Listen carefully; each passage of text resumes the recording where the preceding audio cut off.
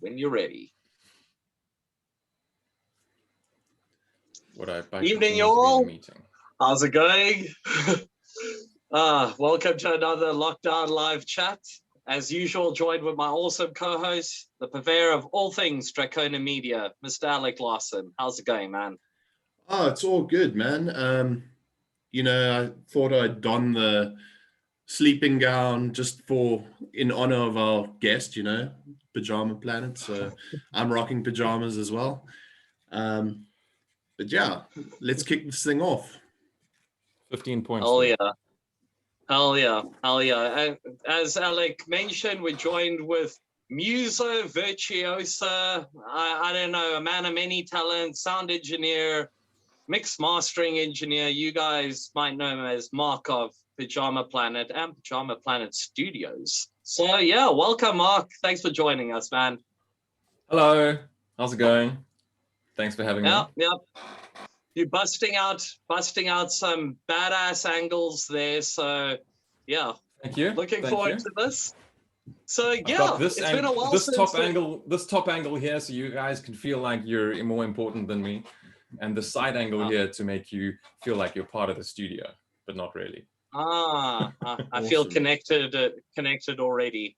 Well, Good. I guess this is actually the first time that anybody has really seen your face in a while since you guys did that video in February. But in terms of actual like chatting and catching up in all things Pyjama Planet, it's been a while. So as per all of our conversations, we kind of kickstart the lockdown chats at the beginning of lockdown. Obviously, everybody in the industry was kind of hit differently. You kind of being split across all parts of the music industry. How was this whole pandemic? How has this pandemic been treating you? I think for introverts, the pandemic was, I dare say, a blessing in disguise because it's pretty shitty. But, for somebody like myself, I've always worked for a very long time now. I've worked from home by myself, in my pajamas, with my family close by, so nothing's really changed apart from the fact that I haven't seen the two friends that I would see every 4 months. I now see them once a year. So that's really, really about it. Work-wise, actually, my work has been a lot better. Sorry, my mic's clipping. I've had more work than before for some reason. I think it's because I don't have to be in people's space. And maybe if I'm in people's space too much, then they don't want to hire me anymore. So this is good. I can kind of sit back and do my emails and wait to get the jobs and wait to get the gigs, essentially. Sick. I think you semi touched on it with your last answer, but you've got Pyjama Planet the band and obviously Pyjama Planet Studios. So how did the name for Pyjama Planet originate? I'd like to say there's a big story behind it, but not really. It was just, sort of very in your face. Like most people, when I'm creating or making art or music, I'm often in my pajamas and I'm offered under the influence of some wonderful herbs when writing this music. So, I see lots of wonderful visualizations and stories in my head and artwork. And I saw a bright luminescent planet with pajama-clad hominins running around. And it just sort of stuck. I don't know why, and every month, every 6 months, every year that I develop some music, whether it's for myself, for the Pyjama Planet band, or for my career, the story evolves, the world evolves, and I just sort of run with it. I'm over caring too much. A lot of the time, creative process is overthought. Fuck it, Pyjama Planet it is. So I just ran with it. So there we go. Sick. There we go. Oh yeah. There's the genesis right there. I guess you kind of have touched on it. I mean, mentioning a little bit of the magic herb, so to speak. Sure. It obviously touches a lot in the musical facets of your music. It's very ethereal. I would dare say orchestrated, but I think more ethereal would be a good tone, like an ethereal melodic death type sound to it. So I guess kind of for people that might not necessarily know you off the bat, kind of just describe like the whole writing process when it comes to this? I guess where the inspiration comes from. But in terms of certain song structures and certain layouts being quite epic in arrangement, how's the process usually go down for writing a track?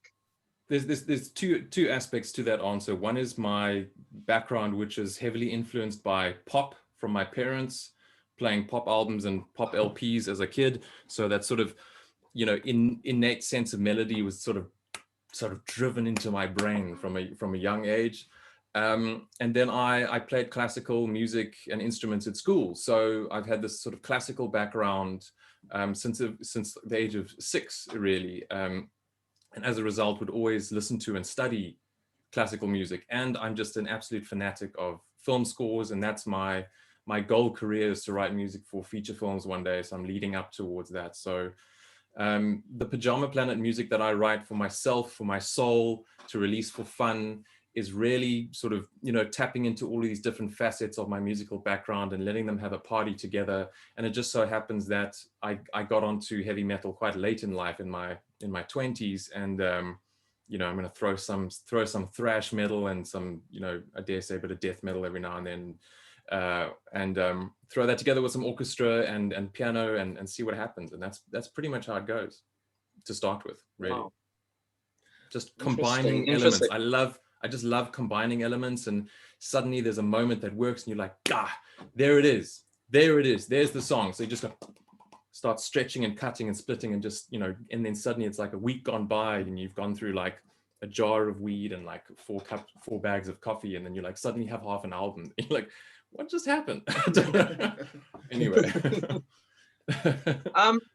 I guess a kind of a little bit of a follow-up question, kind of delving into the flip side. You obviously being a composer yourself, but obviously being a meticulous sound engineer in the second realm. Sure, it's kind of like splitting two sides of it. How long does it generally take from final composition to final mix down before you actually get through to mastering on a track, generally speaking? Normally I would say a month worth of like final reverts of a track. Sometimes it takes me a month or 2 months to write a track, and then I sometimes mix as I go, or I've got big mixing templates that I already use, so a lot of the mixing is done already. But sometimes I'll sit on a song for 3 years, and then I will do another 2 years of revisions, and then suddenly I'll release it because suddenly it sounds okay. The first song I released off my latest album, called The Prelude, which I released last year, was written in 2017 or the end of 2016, pretty much after I did my debut album called Max Chops. I wrote this sort of 7-string song.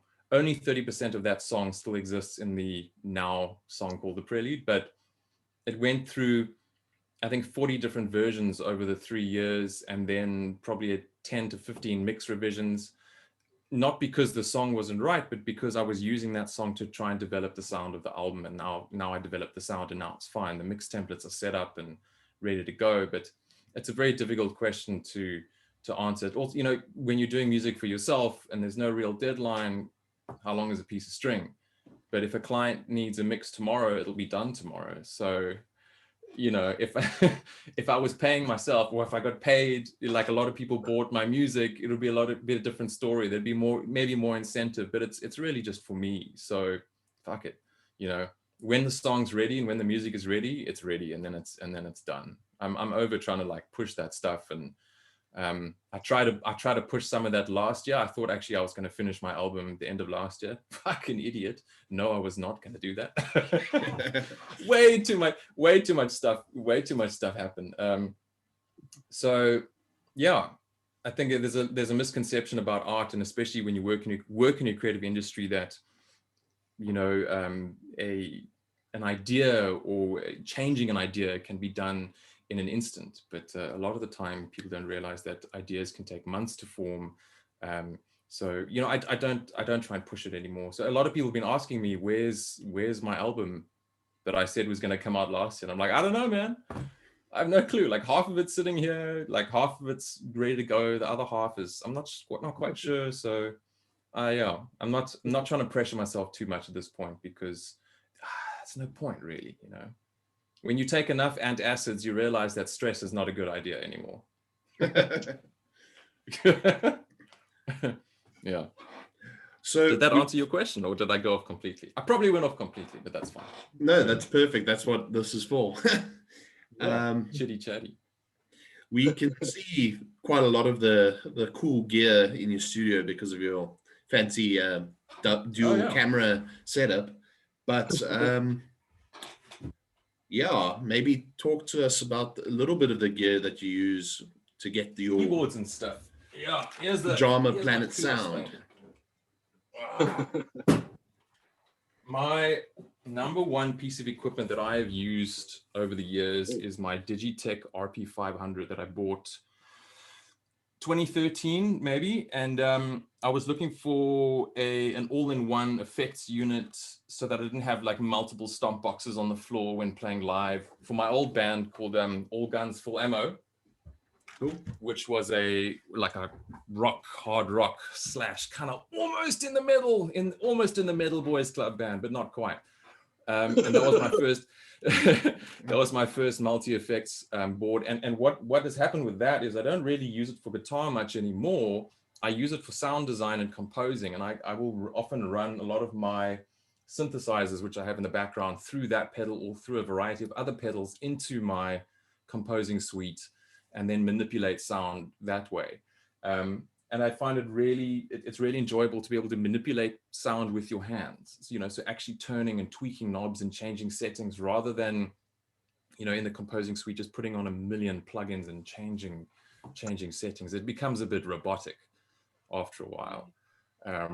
So that, you know, the physicality of playing music is such an important part, and I've even forgotten about it myself. I've got all these keyboards here, but I've had to force myself again to practice piano every morning, whether it's scales or just trying out different modes or ideas or themes or learning other songs. That's what the computer does, man. It sort of takes away that original magic of playing music. So that's, I think, a bit of the danger with the digital world, especially if you are a musician that had played an instrument before. So I love gear. I don't have a hell of a lot of gear, but I do have more gear than some. But the gear that I have, I make sure I use it all the time. Like every project I'm doing, every track I'm doing, I'll make sure I use everything in some sort of way. Otherwise I feel like, why the hell did I buy that thing? Like, what's the point? Why? I could have bought so much more dog food that month if I just not bought that like mini Korg over there. So yeah, I've got a whole bunch of analog synthesizers at the back there. Some of them, this one's from the 80s, that other one's from the 80s. And then over here, I've got another giant keyboard, and this one, I don't know if you can see it there, but that's purely a MIDI keyboard. It's just a MIDI keyboard, 88 keys, so that when I'm composing, it's all right in front of me. And yeah, when I'm writing music for TV commercials or video games, there's a lot of sound design and weird effects going on, and I like to create my own samples and sounds, and being able to stretch samples over a whole keyboard right in front of you is just so much fun. So I got the biggest, cheapest keyboard I could find, and it's really done the job. But for the most part, pretty much 80% of everything in here has been bought secondhand, apart from my actual computer, and a lot of this equipment is bought from people who played in all the local bands. Actually, Atlantic South, I think my speakers are from one of the members of Atlantic South. My Laney amp is from another member of Atlantic South. And it just goes on and on and on. So, you know, I don't know if it's like I'm a hoarder or I just wanted to help my buddies out with some cash, but now I just got all this shit in my room, so I might as well use it. So here we go. Awesome. Nice.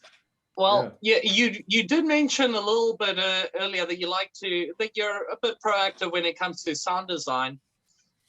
Obviously, we have to address the whole Interstellar Wine free instrument sound pack that's going to be that's already out, but with I believe 3 more patches that'll be added onto the Contact 6 like Yes. plugins soon. So do you want to Yes. tell us a little bit about that? Because my initial question actually was a tip for anybody that was DIY on what sounds or what plugins you would suggest in your professional capacity to kind of get involved in to get that thick metal sound. So yeah, let's talk about the Interstellar the thick metal sound. Sure, I don't know Yeah. about the thick metals. I mean, I like to think of myself as a I like to think of myself as a metal producer purely because I produce my own music, which happens to be metal. But I'm very aware of the fact that the sound that I produce is not quite what the modern metal bands like or use, if that makes sense. So I'd be hesitant to say, how do I achieve the fat metal sound? I could say, you know, how do I achieve the ethereal, intergalactic, sort of cosmic sound? And really, it's that simple. Well, it's this simple: big open chords, choirs, and lots of strings in an orchestra. If you put those three things together already, you've got a template for something that can provide you sort of a style of music that a lot of the time in metal nowadays is not really done. So a lot of people do use choirs and strings and stuff, but they're used in a subtle way to sort of enhance what's there already. I just go sort of one step further and try to use those elements as actual melodic elements, or you know, sections that actually require a lot of sound design. I will do, you know, various sound effects and instrument compilations to make up a specific sound, rather than just, like, you know, writing a guitar riff or something random. So but when it comes to sound design and you know, plugins like I do, I started making plugins and sample packs purely because I was creating unique sounds for the work I was doing, which was pretty much video games. About 18 months ago, when I started doing plugins and sample packs. And I just wanted to create some neat, unique things, and pads and drones and sound effects that people hadn't really heard before. So I started recording things around my house: a steel gate, a metal shelf, a transformer under my house. And, you know, just having any sort of microphone with you, even your phone, like, you won't believe what you can get out of your phone if you record a sound, put it into your DAW, your digital audio workstation, and manipulate that sound and create something out of it. It's insane. There are lots of guys I follow on YouTube, and one of the guys who co-created a big orchestration synthesizer company called Spitfire Audio, he made a choir patch out of his phone and throwing a stone across an icy lake. And he recorded that sound on his phone and edited it and turned it into what he called the Ice Choir.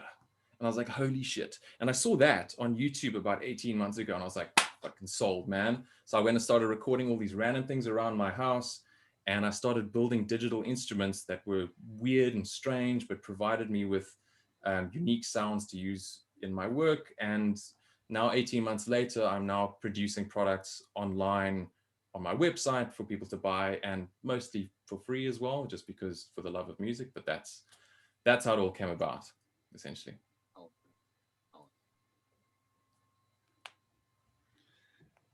So what's cool is you've got a whole bunch of your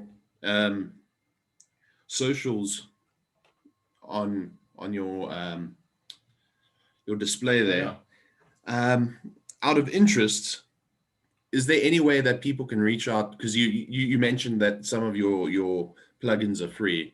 Is there any way that people can reach out and, like, donate to the cause of Pyjama Planet? Do you ever envision setting up something like a Patreon? Do you have a Patreon, or? Yes and no, I don't. So I would love to do that. At this point, I'm just sort of producing the instruments and the products I want. Some of them, if I feel they're good enough to ask for money, I put them up for a bit of money. Not much, it's a little bit.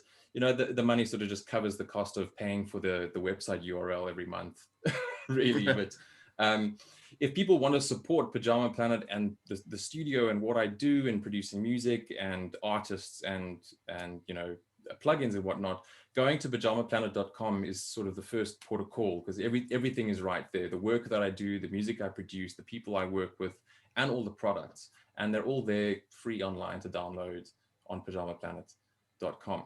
So if somebody would want to support, then they could go to my Bandcamp and buy an album, or they could go to my product page and download the free instruments and or buy one of the other ones that they think they might want, essentially. I'm not in it for the cash, you know, I'm in it for the love of the music. And sometimes I produce a sound that I think is so damn awesome. I'm like, holy hell, I want to share this with people. So I turn it into a product. It takes way longer than I think it should. And then I put it online and then hope it does well. It's going okay though. I've got 3,000 unique user downloads already on my website of like all the plugins. So it's going well. That's sick. Going well. Nice. Yeah, That's awesome. It's fun. Yeah, that's awesome stuff, man. And I mean, we really are enjoying it, like hearing the little snippets that you guys have been putting out. I guess kind of with that in mind, the whole intervening of social media, you essentially being like, I guess we would call you a one-man band in the sense of the composition, but you actually are their Pyjama Planet is in fact a band. I guess the question kind of would be, is there ever going to be a vocalist?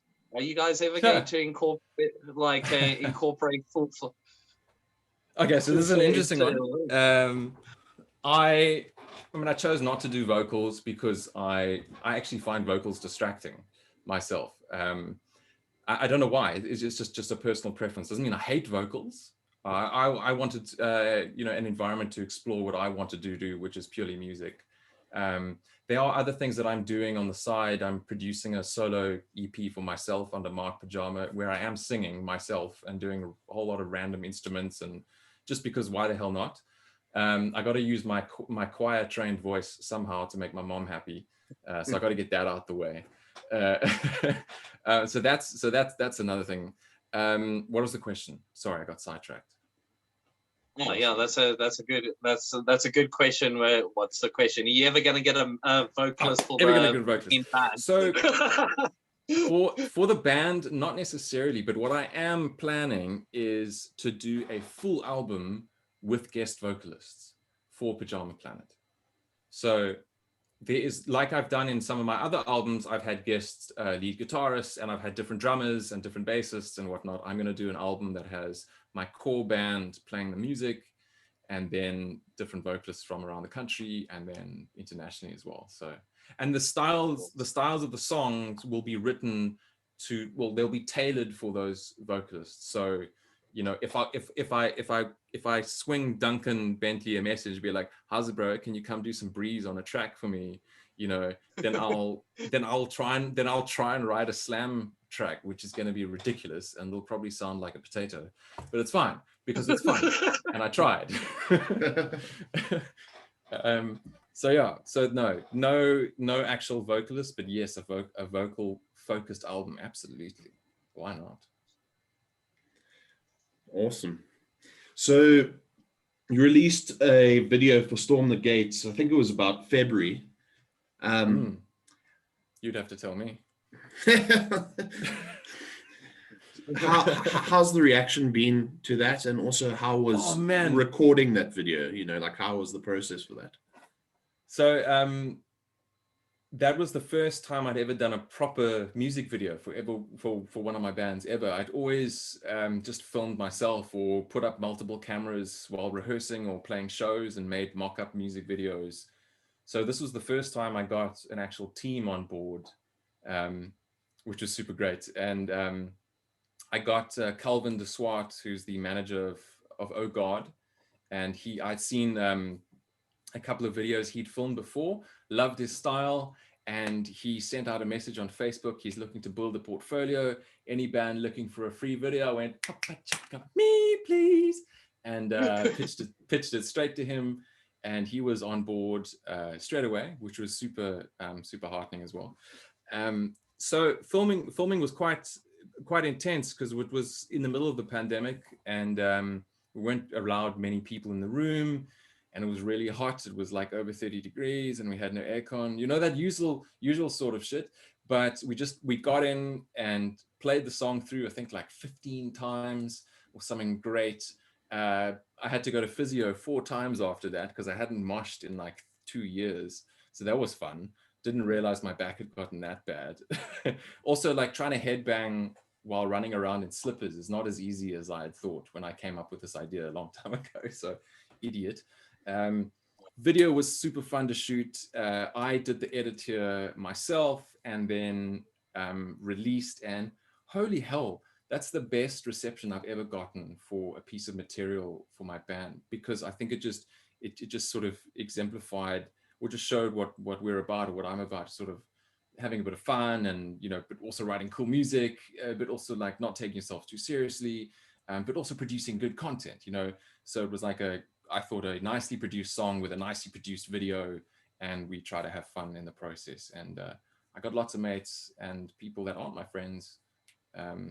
Well, I mean, they're not that are my friends, they're just people I don't know, messaging me saying they love the video and they love the song. So that was, I would love to do that again, but now that I'm a dad, I don't know when I'm going to get a chance to leave the house again. So we'll see. Fun times, We'll fun times as the Pyjama Planet evolves to the next level, you know. Yeah, I'm now Daddy Jama. Yeah.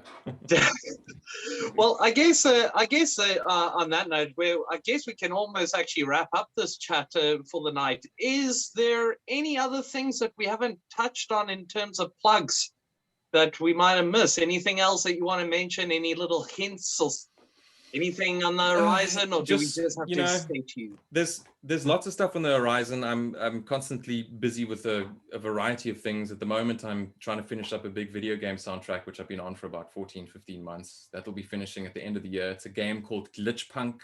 It's already on pre-order on Steam. It's a cyberpunk meets Grand Theft Auto 2 top-down shooter. It's dirty, it's grimy, it's amazing, and it's filled with every single type of music genre I can fit into one game. It's like just everything right there. And eventually, when time allows, I'll be finishing my album called Magenta. It won't be straight up symphonic metal as I had originally intended. A lot of it's going to be sort of stretched out. There's going to be a lot more orchestral elements built in between. And yeah, pyjamaplanet.com/shop for my products, my digital instruments. And every couple of months, there's a new, either a free pack or a paid pack that comes out. So that's it, really. And thank you to you guys for chatting to people like me and giving us a chance to say hello to the people who we forget to say hello to. Yeah, so it's a way to bring us all together in this weird time. And I guess, I guess on that note, Alec, what do you say? Let's call it quits for another week. 100%. Yeah, thanks so much, Mark. It's been awesome. Thanks to you guys. I really appreciate it, man. Have a good one. Yeah. Awesome one, guys. We will be back next week with another lockdown live chat. Same time, same place on the interweb. In the meantime, go support local talent. Go grab some fresh stems, patches, and all of that good stuff. And yeah, we will see you guys same time, same place next week. Keep safe, guys. Laters. Peace.